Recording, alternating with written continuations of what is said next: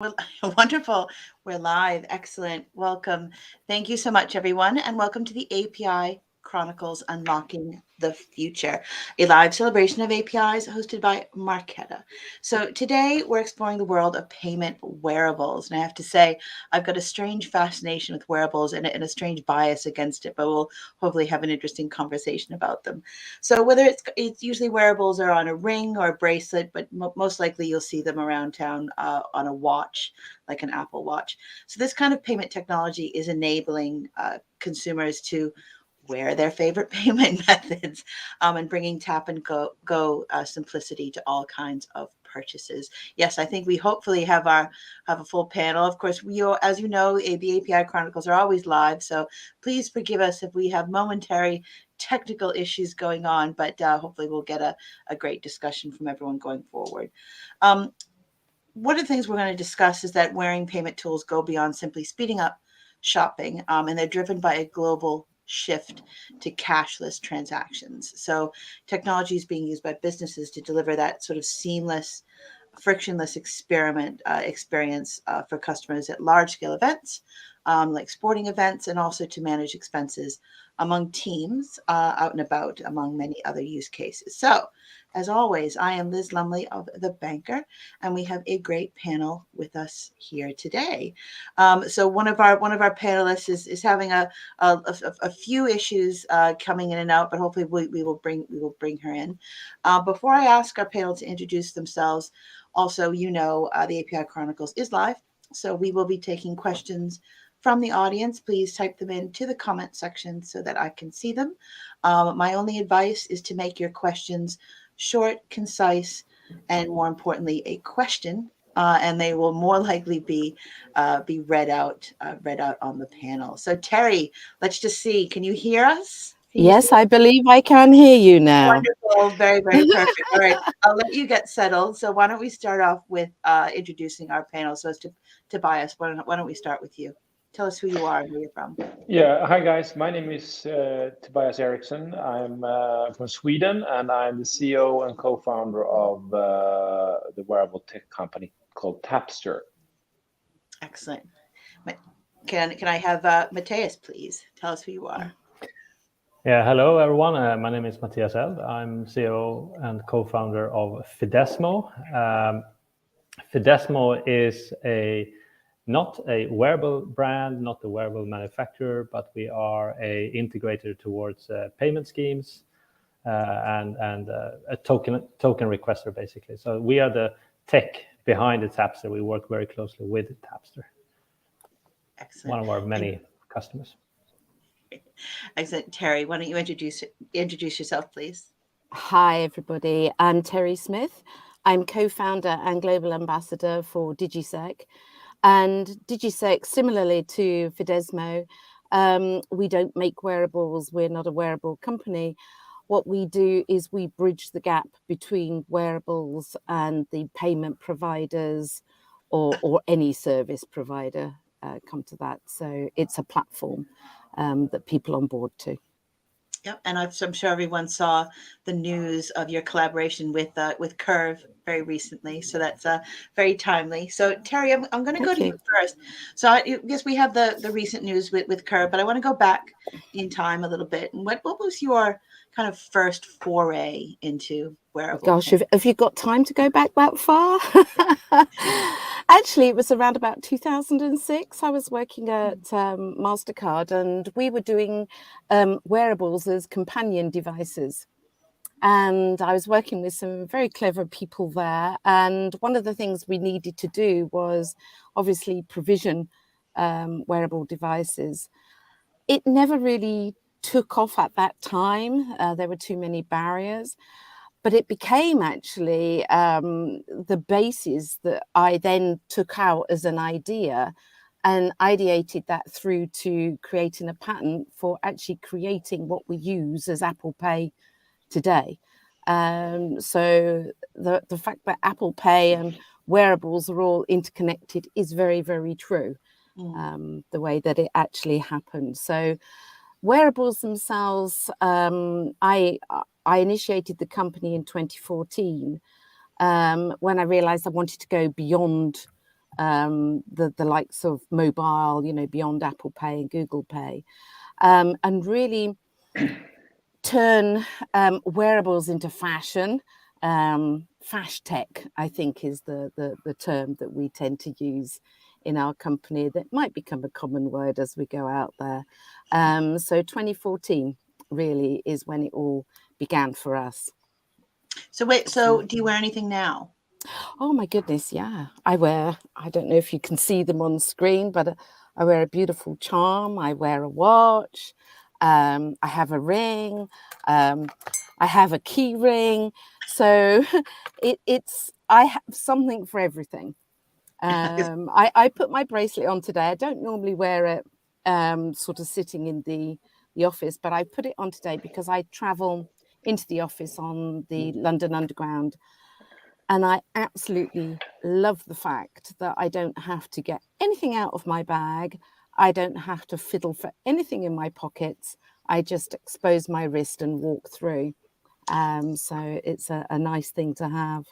No, I'm going to bring in the rest of the panel, but I just when you held up the bracelet, and I'm going to do a follow-up question. I've got a charm bracelet like that on the London Underground using have you ever used it and not meant to? And No. it seems to be a very precarious place to no, go because around buying things. you do actually have to, put it to the reader. Okay. You don't it's not just walking through. You have to actually put it to the reader. Okay. So I've never actually, in all the time I've had it, and I've had it since about 2019, I've never used it inadvertently. No. Okay. But we all know who to give the check to because you're never without a payment method to buy us. I'd love to hear your background. What was your first experience with wearable technology? Yeah, before I co-founded Tapster, I also co-founded a watch company called Triva, which we were running from 2007 and forward. And when Apple was going to launch their first watch, the whole watch industry more or less panicked because we had seen what Apple had done within the phone industry, and no one wanted to become the watch world's Nokia. So what happened then was that we started thinking, what can we do to integrate smartness into an analog watch, like a watch like this? So what could we do then? So we started investigating within that company, and we found a couple of guys doing a master thesis at the Gothenburg University, where they were investigating and doing a survey on wearables, and they found out that the most interesting thing within wearables was payment. Then it was, of course, commuting, and for some reason, fitness also. And then we started thinking, what if we can do something that doesn't require a battery or internet connection, that we actually could hook up to our analog watches? And then we started investigating this, and just by coincidence, we found a company situated like 500 meters away from us, and that was the fintech startup Fidesmo. And they were looking for an exactly the similar partner as we were. So together we started looking into this and to see what we could do there. So I think it was that was within the old watch company that we still have the watch company, but now we have developed this into a complete new company called Tapster, where we are basically only doing the wearable tech thing. And we started developing watch straps to start with, and together with Fidesmo, we got a flying start because they hooked up one of the larger banks via MasterCard called SEB. So we started selling the products quite early. I think it was if I answer your question, I think we started investigating this in 2016. And we had our first product on the market, correct me if I'm right, maybe 2018, Matthias, or I'm not 100% sure. But March 19. March 19, yeah. So long answer to a short question. I'm glad you mentioned watches. I mean, one of my favorite reviews when the Apple Watch first came out was so many people quite liked having a place to tell the time on your wrist, which is an interesting review. But I mean, is that what you mostly wear now? The watch, the wearable payments? No. For us, the rings are the real game changer. We sold a lot of product. You know, we have a complete assortment of wearables. You know, we have like watches where you have the payment chip here. We have a lot of key rings in various materials. But when we launched, this one is the first actual dual scheme ring where you could also both use Visa and MasterCard on. And when we launched that one in, Matthias, when was that we launched that one? Was it 1.5 years ago? I think it was. Something like that. I can't remember exactly, but I think it was spring 21. Spring 21, exactly. So that's 3 years ago. 2 years ago, sir. 2 years ago, yeah. And when that happened, everything changed, because there is no faster way to pay than with a ring, especially when you have it on you have to have it on you, of course. If you have it in the pocket, it's no fast way of paying. But the ease to pay with a payment ring is unbeatable. Apple Pay and Google Pay, all these kind of tools, they cannot compare in speediness with the ring. Can I ask a question on that one? How many women actually wear the ring? Is it fairly equal, or do you find that it's predominantly a male thing to have a ring? Started out very male orientated, but now we see I would say like 40% women, 60% men at the moment. But it started 80-20, so definitely there are more women going into the wearables. Yeah, that must be the European woman, because I think in the UK we've got quite a lot of rings on our books, but women don't tend to buy them. So it's a different demographic, I suppose. I doubt that, because we sell a lot of rings too, especially I see a lot of UK women buying them. So I think it maybe has to do with marketing, how the imagery looks and everything. So I think, but we mainly sell. But I think Europe. But I think, I mean, people are getting more and more used to having techie kind of products on their body. I mean, they have Fitbits and Garmin's, and they have Aura rings and so forth. So I mean, they're getting used to, and it's even becoming a fashion to have something that looks techie on you. But it's almost going back. And we can see that. Yeah, I could say almost the other. I mean, but having said that, go ahead. Yeah, I mean, when Terry mentioned, fashion tech. I mean, what both of you have shown, held up pieces of jewelry during our discussion. I mean, it's I think something to look at. The aesthetics of what you're putting on your body is important to some people. I mean, not just men or women.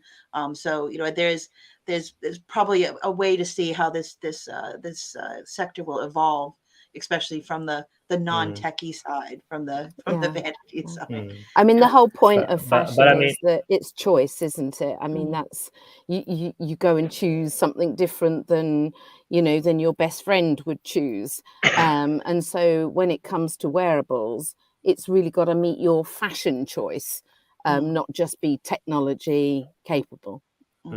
Okay, so I want to make sure we get everyone. And yeah, I just want to add something there, because I agree with that. Fashion is going to be important, but I also think that and we see an evolution of what the ring looks like. I mean, it's not only black and techie looking, but we see an evolution of it.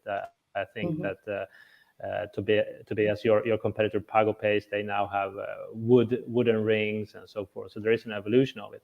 But I also think that this tech-looking gadgetry, they tend to be, you see them as tech, not as fashion. So you're not as dependent on what they look like, as long as they look techy. tech becomes a fashion in itself, if I put it like Well, Yeah. that's because you're a man. Wow. I think us women think Not only. slightly different than Yeah. that. You know, what we Yeah. adorn our bodies with Maybe. is very important to be Yeah. within a fashion environment, not just a tech environment. Yeah. So. I'd love to get everyone to answer the first question about. I'd love to know about Matthias, when you first sort of encountered wearable technology. Yeah, so I mean, I guess the sort of the story is slightly similar to both. I also, and my co-founder Miguel, we both worked at Ericsson. We were working with secure elements or smart cards, but in the form of SIM cards, and that's the kind of it's basically the same kind of chip that are inside these rings or all the other wearables. So we when we left Ericsson almost 10 years ago, we formed Fidesmo, and we specialized in managing these secure elements and these secure chips in a very secure way. We continue working, on a broad kind of scale with different kinds of services, but it was together with Triva at that point in time and MasterCard that we started working with payment and tokenization services towards these wearables. So that's what we did in 2016. It took a couple of years to launch, which we did in 2019 together with Triva, and then we have grown ever since. We now both have support for Visa and MasterCard. We have, of course, issuers across Europe, and I think we go, depending on how you count, but about five times every year. And we'll continue growing with during this year. So I want and of course we are adding. Go ahead. No, So, I mean we have sort of expanded beyond just the Tapster, and now we have PagoPays and other customers across Europe. So that's an important part of it. Wonderful. Growth. I mean, I wanted to give you a chance to also hold up any pieces of jewelry. Are you wearing anything right now? So I'm wearing my ring. I wear it every day. And because of this, all my payments go through the same bank every day. Mm-hmm. That bank is the top of wallet. I mean, we're going to talk a little bit about challenges, but maybe I have a follow-up question for you, especially with the rings. I know, merchants are know a lot about, the different payment methods and wallets, but have you ever had, a merchant, when you've used a ring to pay for something, kind of not know what you're doing and question what's going on, or has that not been an issue? No, that happens all the time but they are very they get very surprised, and they think it's like magic to do what we're doing. They're not refusing us to pay, but they think and you can imagine how many rings I've sold when I just go out to 7-Eleven and the cashier asks me, what did you do just there? Then I start speaking about it. That happens every day, all the time.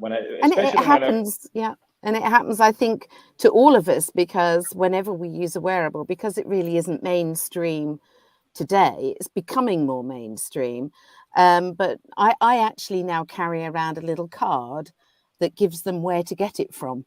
Me too, actually. Me too, and Matthias too. Yeah. When I use my bracelet, normally it's it might be in a fashion store. It might be, for example, in Marks and Spencer's in the UK. I get crowds of the attendants coming around going, what did you do? And can I have one? And where can I get it from? So we know people want it, which is, one of the big challenges in the first instance was, will people want it? But, market research, just from what we've done, and obviously from what Tobias and Matthias are both doing, we know that it really is becoming more adopted, more mainstream, and people want it, as opposed to it being just a straight novelty. Yeah, and it's very useful. Just in this ring, for example, I have my equivalent to Marks and Spencer card. It's called ICA. I have that bonus card in that one. I have the key to our digital lock at the office.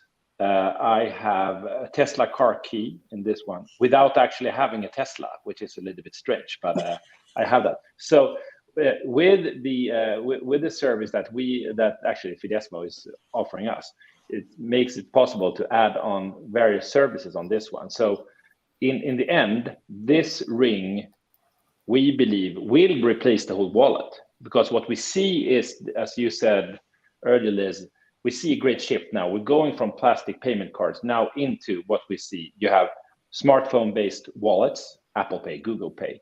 You have active wearables where you have Fitbit Pay, Garmin Pay, for example.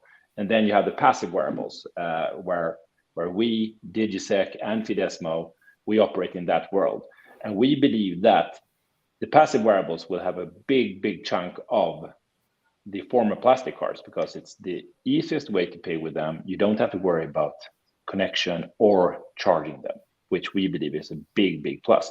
Then, of course, there will be a lot of people using Apple Pay, definitely. But there's no one winner takes it all in this area. There's room players. for everybody in this area, because not everybody wants to use a phone all the time for all circumstances.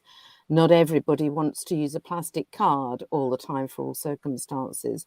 So they cohabit really quite nicely. And I agree with Tobias that it'll be the card itself that diminishes. And I think you'll be predominantly, the wallet on the phone and the wearable at the end of the day. And one will be the companion to the other. And I think then it'll be down to, just what's available on the market that people might want to actually purchase. I've seen a lot of, I'm trying to think on the top of my head, some of the amounts I've seen for the growth in this sector.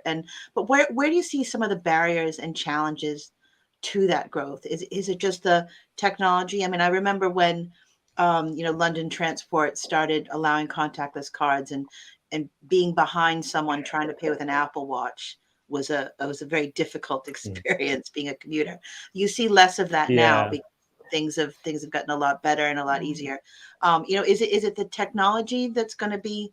Is it going to move on that pace, or where do you think the challenges are? Well, from our perspective, I think one of the biggest challenges is the sheer diversity of the fashion industry. There is no one size fits all, and there are hundreds of manufacturers and hundreds of different devices. And so we recognized that quite early on and knew that we had to actually, cater for that. And technology was quite a barrier. So what we developed was the ability, rather than to have a wearable personalized at a location, either before you got it or, taking it to a store or something, what we did is we broke that challenge and created the ability to personalize directly through your mobile.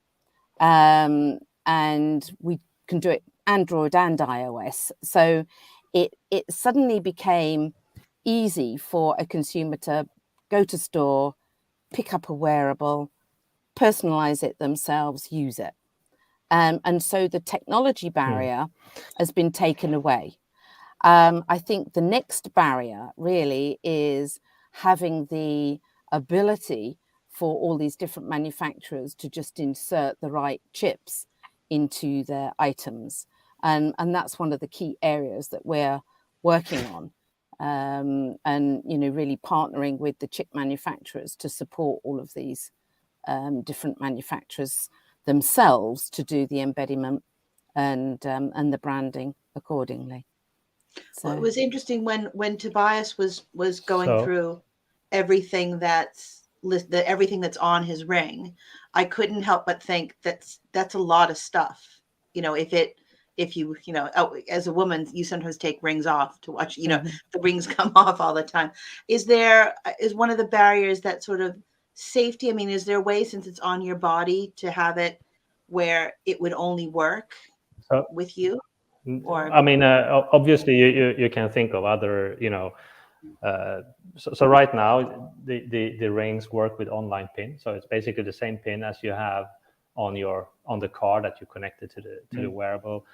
You can also suspend it or delete it remotely. So I think, if my dad has actually lost his key ring twice, and I don't know, if that shows something, but I mean, now he's getting quite used to, just suspending the card or I mean, the card connected to the ring, and then order a new key I'm just ring thinking if from it's Tapster. if it's a ring, But it's on your body.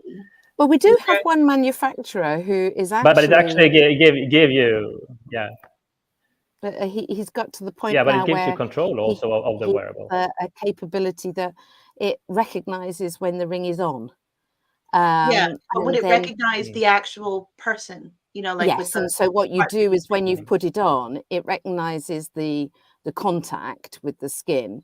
Then Mhm. you pair it with your phone to say, yes, that really is me.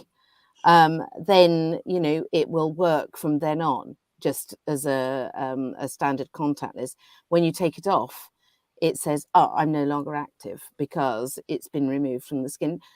But all of that technology, I think, is, I wouldn't say overkill, but what I would say is it's become less and less needed as people get more and more used to using things on their body. I remember way back in 2008, we did a trial of the first mobile payment. And if you asked people what their main concern was, they'd say security. 3 months into the trial, their main concern was, is there a terminal I can use it on? And security went down to number 8. So people's perception starts off with a bit of security issue. And then as they get used to it, more familiar, the security issues, do disappear. I agree with. And I I agree think it's 100% important with to. this. Yeah. And I think it's important to sort of start talking about that. It's a tokenized card that's connected to the wearable, so it's actually more secure than the payment card itself, because it's a tokenized pawn that is out there that you cannot use through any other payment channel than the contactless. So it is more secure, and I think also people think that they have more control over ring, for instance, than a card that they have in the wallet that is maybe forgotten somewhere, whereas the ring is actually on my hand. So I think the security issue is not perceived as an issue. But going back to your question, I think what is needed in the in order to continue grow the wearable payment industry, and especially the passive wearable industry. I think that obviously there has been a continuous development of the whole sort of payment ecosystem. I mean, in Sweden, when we started off, contactless terminals were not widely available. They were rolled out during during a year, during 2019 to 20, I would say. All of them became contactless enabled. Then you had the issue with online PIN. Can you make a payment when you have for a higher amount than in Sweden, 400 Swedish crowns? Yes, you can do that in Sweden, but you have still an issue in the UK with high value payments. Then there came PSD2. You need to enter a PIN with a certain interval. That is now solved through single tap technology, which is being rolled out throughout Europe right now. So the payment landscape and sort of the terminal infrastructure is being rolled out and upgraded to support these passive wearables, and that's happening really, really fast. And we see that the end users like it. But I think that there are still two things that for us is very important, and one is we need more issuers on board. We need more issuers that say this is something that we believe in. This is something that we want to support. There are efforts ongoing now, for instance, through MasterCard. They have something called Wallet Express, where they make it easier for issuers to onboard wallets such as us, Fidesmo, and Digisec, and our partners. So I think that's a very good activity that MasterCard is doing. And then the second thing is really distribution channels. And of course, Terry is talking about technical enablements for having more efficient distributions. I think that's important, yes. But I think it's also, just using other means of distribution, issuers being distribution channels, Well, I wouldn't agree with you there internet as an retailer or issuer. whatever. I mean, all of those. Yeah, I can, because I am the one actually. You guys, you are not selling the products. I am selling the products actually. So no, exactly. You are our distribution channel. Exactly. I am your distribution channel. But I can tell you guys that yes, to be able to scale this, there is no question about it that you need the card issuers to be on board. You have to have the banks. If it's a traditional bank that goes into this, we have several of these here in Scandinavia or in the Nordics that has really understood the importance of issuing to go from the plastic cards and into the wearables. They have really understood that, because we know and they know that if we can help them have their cards as the top of wallet card, they will be much more likely that they will be loyal to the bank, and the bank will be very happy because they make more money out of the customers. And then we can offer them a very nice way of moving away from the plastic card, and maybe not going all the way into Apple Watch or Apple Pay or Google Pay, but they are staying on the MasterCard or Visa scheme, and the card issued by the bank. Then the bank helps us. Together, we distribute the wearables towards various target groups that they have. It could be, for example, we haven't done that yet, but this, for example, is a perfect product for senior citizens that have problems getting up their plastic cards. They can use this instead. Before, I have a 10-year-old son. He's actually home now because he's sick. But normally he used to have a plastic card with him, a MasterCard. He lost that. He lost 3 MasterCards in like 3 months because he doesn't have a wallet. I used to have a wallet. Now he has one of our children's bracelets samples that he has on him, and he has lost his commuter card twice because that is a plastic card.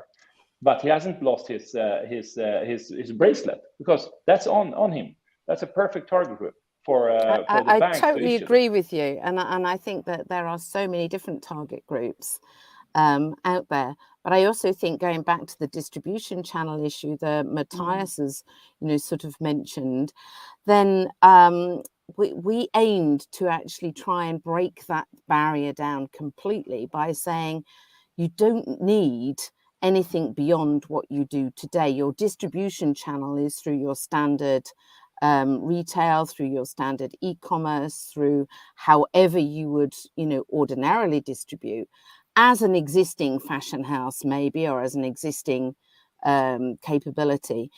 And just by selling the product, you can enable people to turn it into a smart product without even connecting to the bank yourself.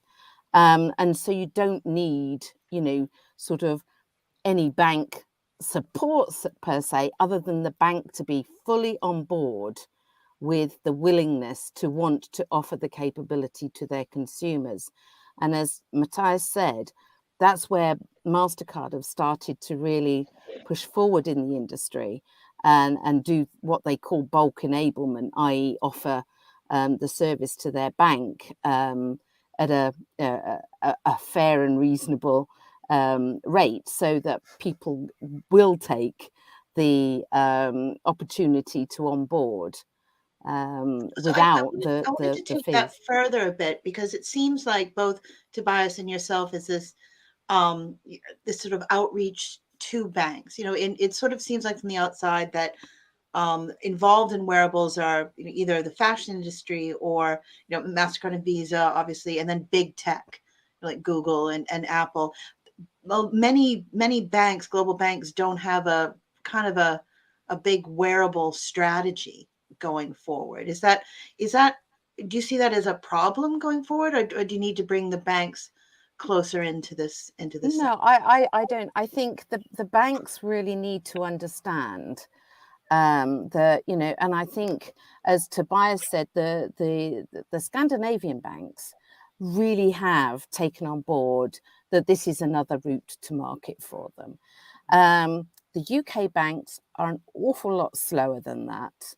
And I do wonder if maybe, you know, in our UK banks, we just don't have the demographic of management that really sees the importance, or not the importance as such, but the opportunity that the bank could take by offering wearable capability. They don't have to do anything.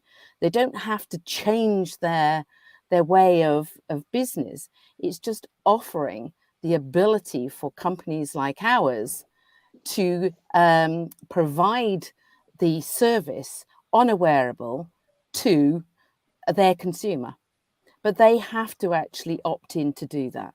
We can't, you know, just take their bank account and tokenize it and put it onto a wearable. That's obviously against the rules.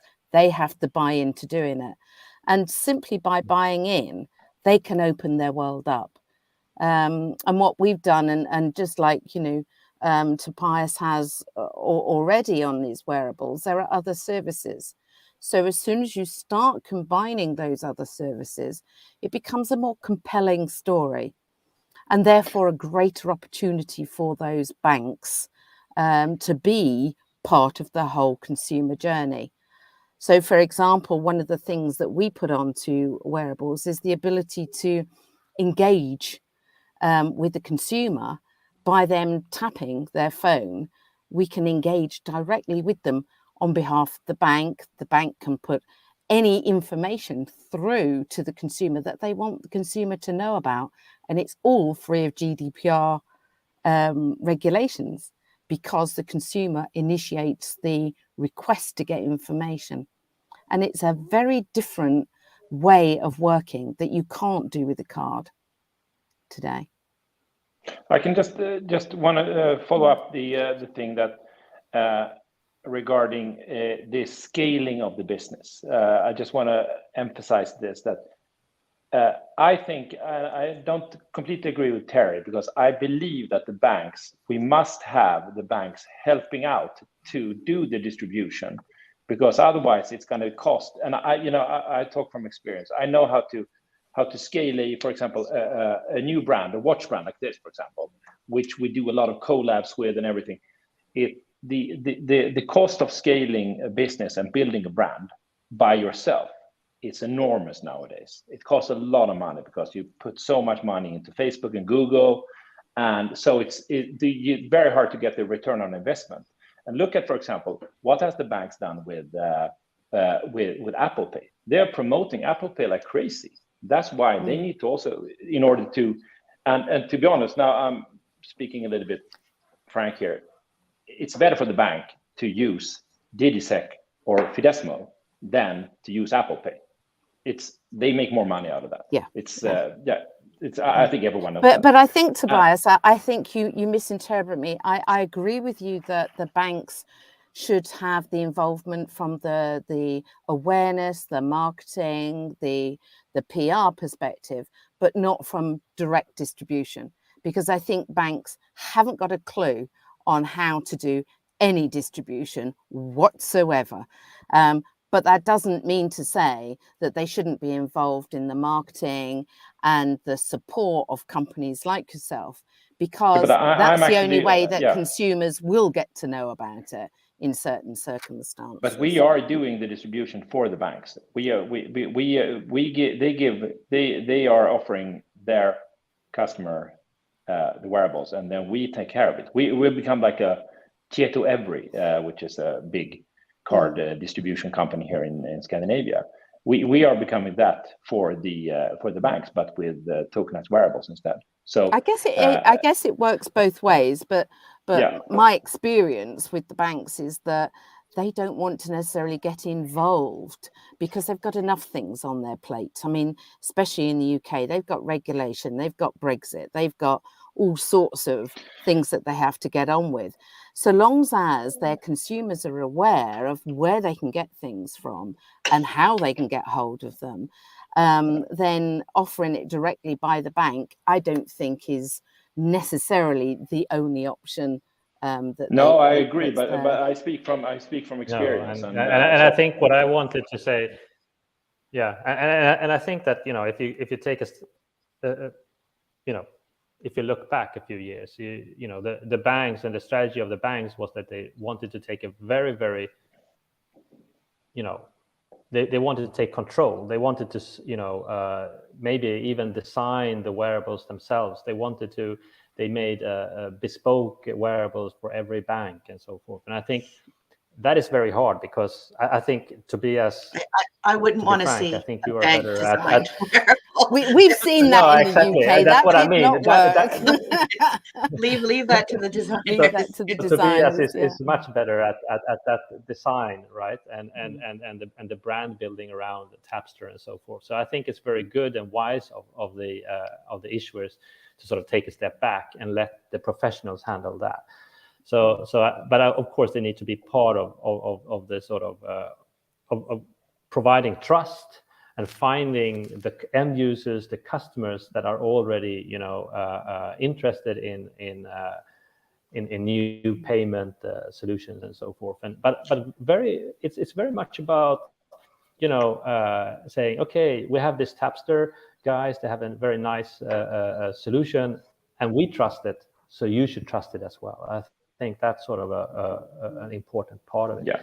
But Terry, I also agree with you that it doesn't have to be the bank. It doesn't have to be the bank, especially not if you talk about other services, because then you can find other distribution channels as well, other brands, other collabs that can be just as important as the banks, where payment is sort of an add-on feature, but there is another service which is driving it. So I think that's interesting with other services than payment, that they can also provide. I mean, we've got a more, not only more use cases, but also more collabs. Yeah, but I wanted to move on the conversation a little bit about scalability, because we have a few questions from the audience that I'm going to bring in with some questions while we have the last sort of 20, 15 minutes for this. It was interesting. The three of you kind of talked about being kind of walking billboards for this technology and having people, use it in this way of having this type of technology, which seems very suited to the mass public. And the mass public are not fintech nerds and payment nerds like ourselves. Where how do you kind of bring that product to market and scale it? Should organizations focus on like sporting events or amusement parks or things where the general public would be more likely to come in contact with a wearable type technology than they might normally do in their everyday life? Like where are the avenues for that scale and growth? Well, I definitely think, yes, starting with events. So one of our strategies was, to work with stadiums, for example. So what we did is we implemented a wearable for a Spanish football club, and on the wearable was payment, so it could buy their drinks at the stadium or outside.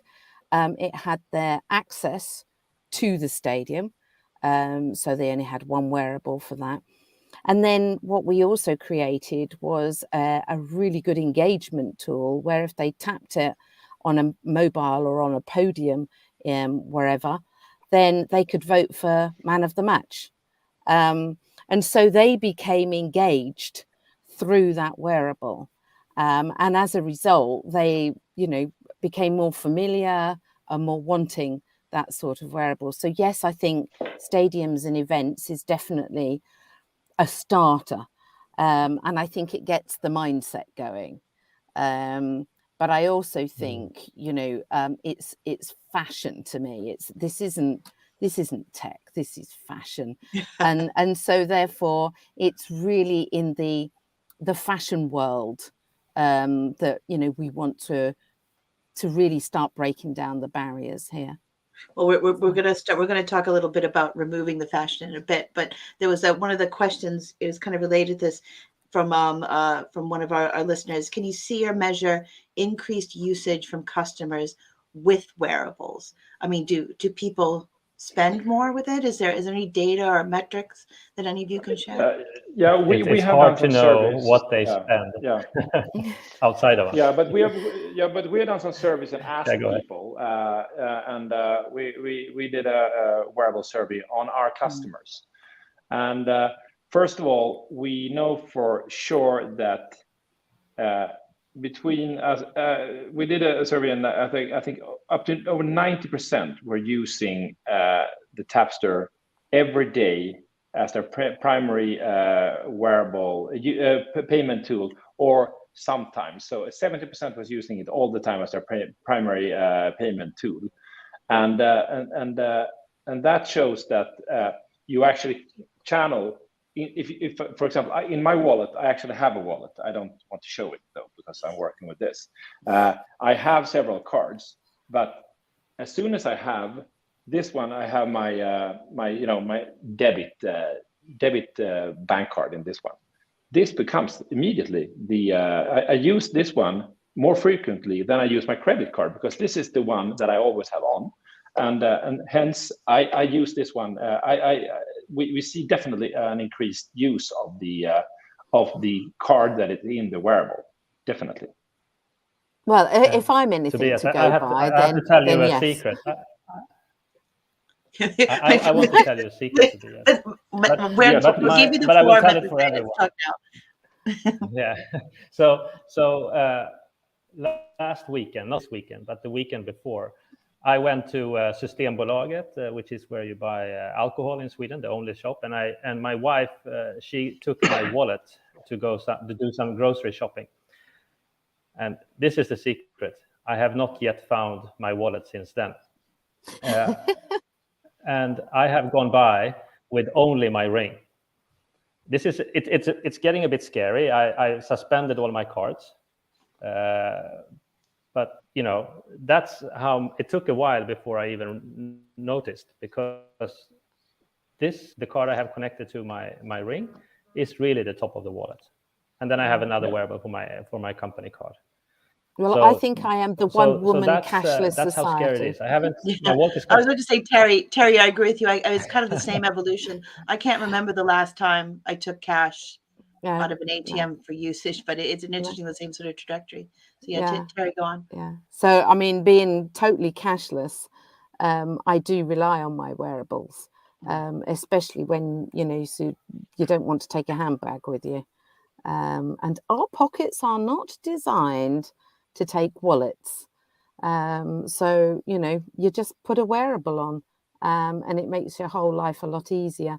And with the recent advent of the Curve integration, the beauty of that is you can assign your Curve to one card today and assign it to something else tomorrow, but still use the same wearable, and that makes for such an easy life.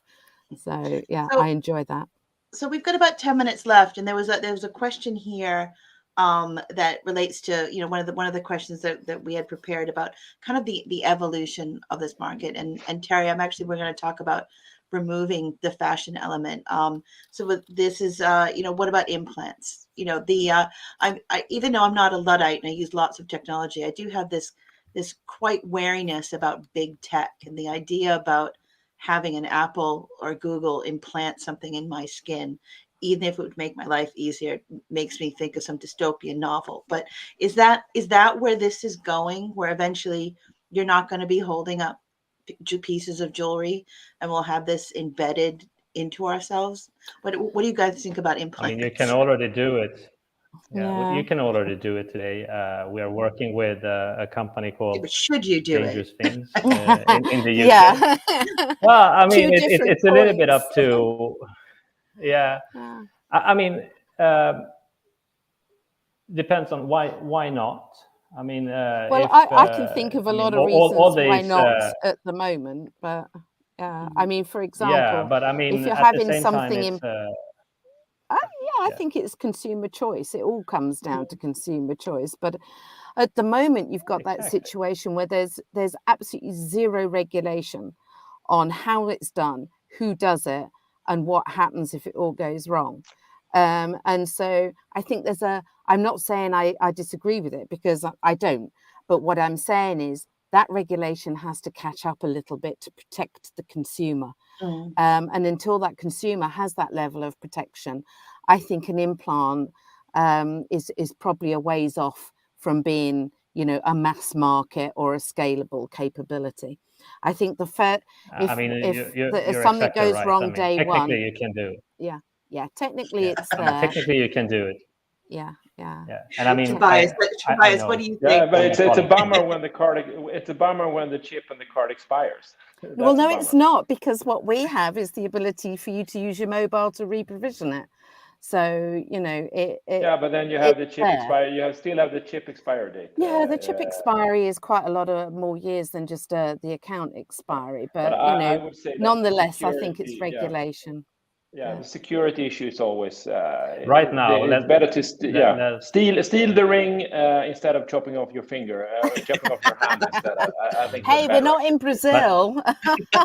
I know, exactly. All right. Well, okay. Well, stepping back a bit, we mentioned. but let's put it like this. Yeah. Yeah. What? Yeah. So, okay, we're Yeah, going to no, step I back wanted to from add embedding that something. one of the issue with implants is that, of course, right now the antenna is a bit too big, so you need to have a scalpel, to put it in. But as soon as you can put it in with the piercing machine or something like that, then it becomes easier. I think that's sort of so it's a bit of an antenna issue as well. So why don't we step back a bit from a dystopian movie future? But so you've shown me watches, you've shown me rings, you've shown me key fobs. Where else can you embed this technology that you can wear on your body? What else?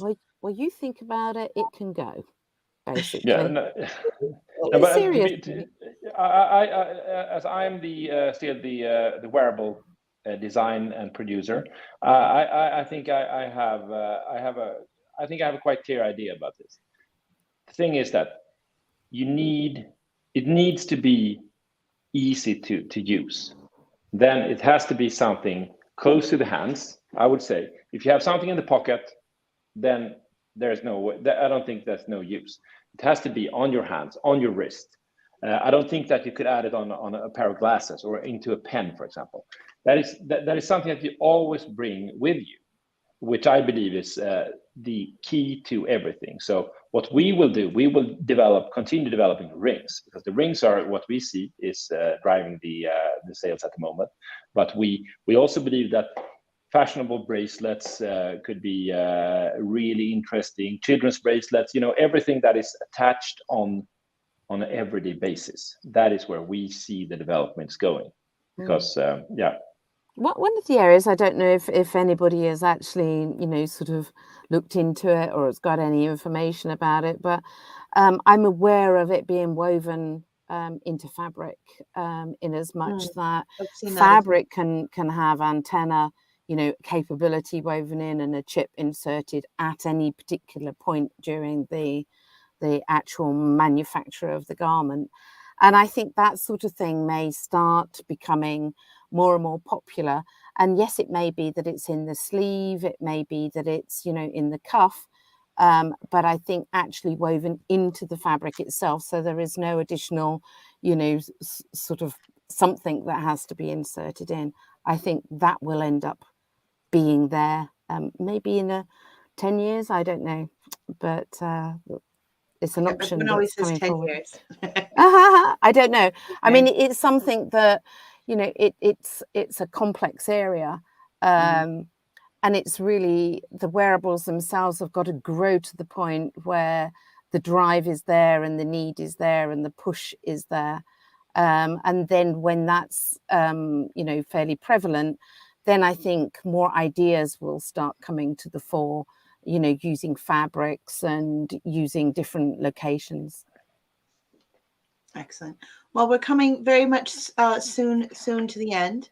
Unless anyone has any final statements they want to make about the future of wearable payments that we didn't touch on. No, I don't think I have got anything particular. And now we're all quiet now. But actually, anyway, this was a very lively discussion, and I'm loosening my bias a bit on wearable tech. So I might go out and get myself a ring someday. But Tobias, Matthias, and Terry, thank you so much for chatting with us today on API Chronicles. All right. Thanks very much, Liz. Nice to chat with you, Tobias and Matthias. Bye. You likewise. Thank you very much. Bye. Bye.